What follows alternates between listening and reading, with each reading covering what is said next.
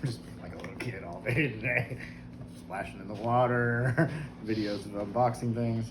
All right, so this is the Sony FX30.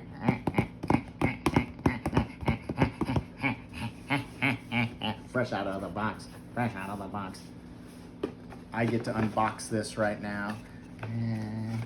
And we got your stuff over here. I already took this out of it. This is just pamphlet stuff and a USB to USB-C cable. Needed.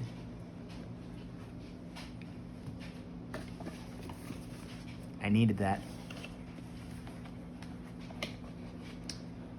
This is not my camera, but in this moment, I'm gonna just act like it is because it's fun.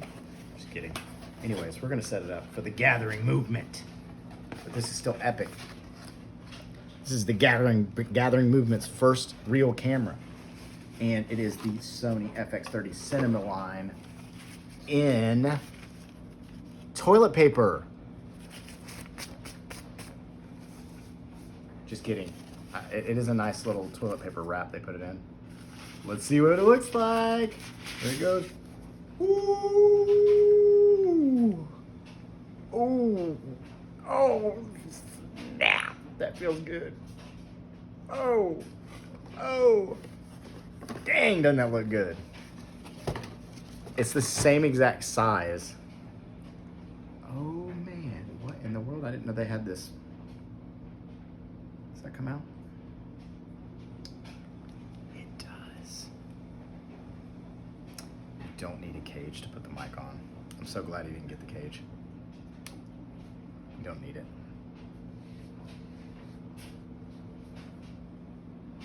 Wow. This is amazing. So, you know, you got the flip out. Doesn't have that on mine. Flippy dippy. This thing feels so good.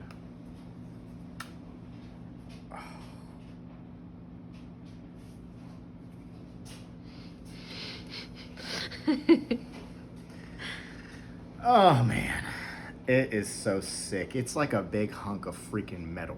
It feels awesome. I love the big recording button. The grip right here feels great.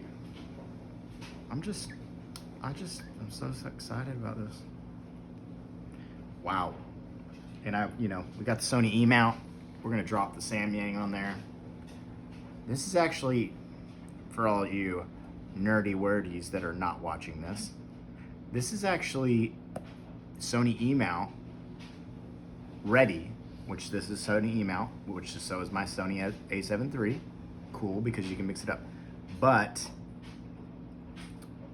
this is full frame, and this is not full frame. If you know the difference between the FX3 and the FX30, the FX30 is not a full frame sensor.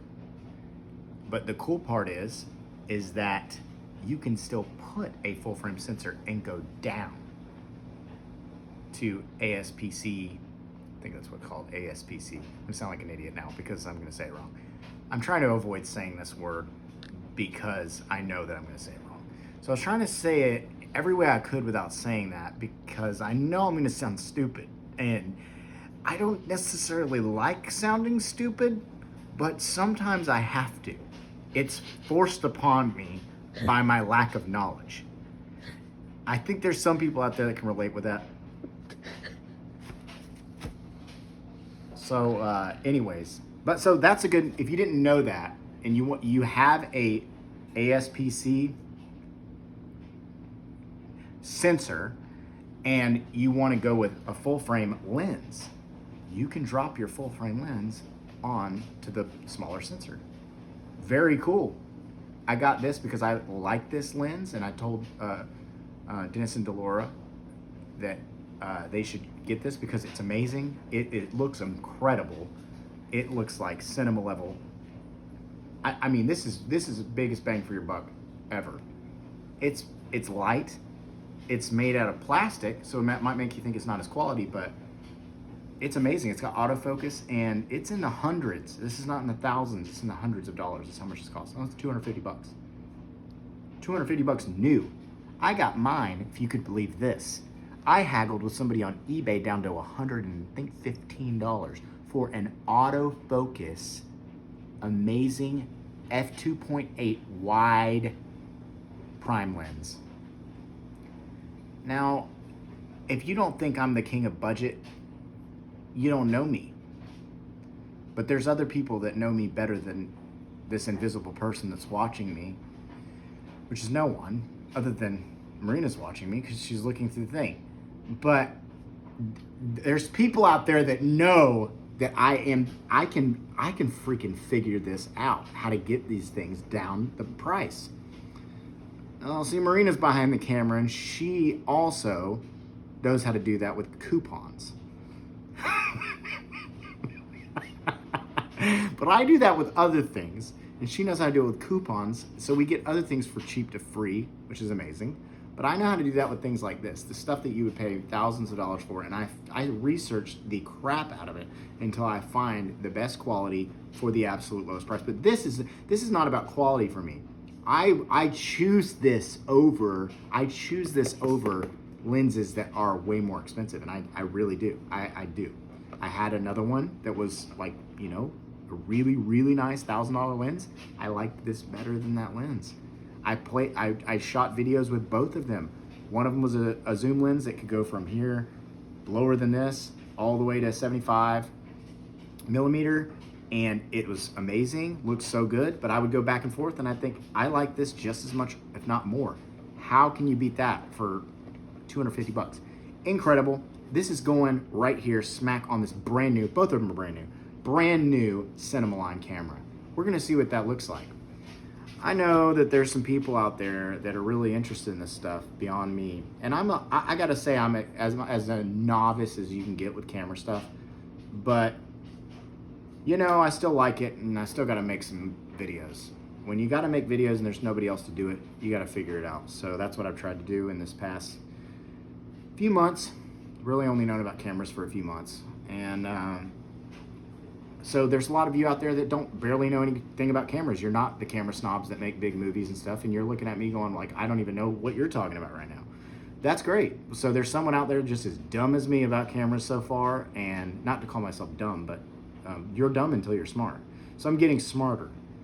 So so I may not sound like a freaking movie making genius right now, but I know what I know, and I'm proud of myself for that.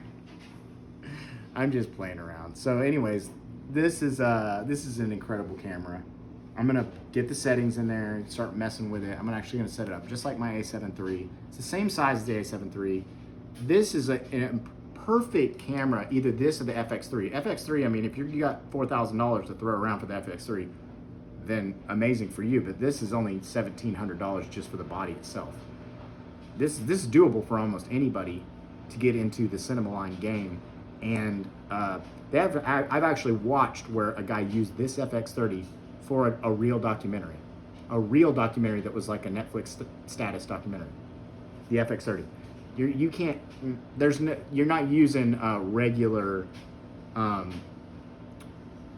non-cinema cameras like the A7 III for that. As great as it is, nobody's really using it for documentaries. This can be pushed to that level. It can. I'm excited about that. It's insane. So, I mean, mostly for what the gathering movement to make incredible videos. But in this moment, I'm living it like I'm living the dream. So that's that. And what the heck is that right there? Oh, that's a brand new memory card to go in it. And it's 1 terabyte. Wow. They went big on this. They got the terabyte. I said 128 gigabytes and thought that would be more, you know, that'd be great for now to start. They went whoop-ow. They went 1 terabyte. And I'm shocked. I'm literally shocked when I saw the 1, and then I saw the TV next to the 1, and I said, does that mean tuberculosis, or does that mean terabyte? What does that mean? Wow, I'm shocked and amazed. All right, we'll get this thing rolling. See you soon.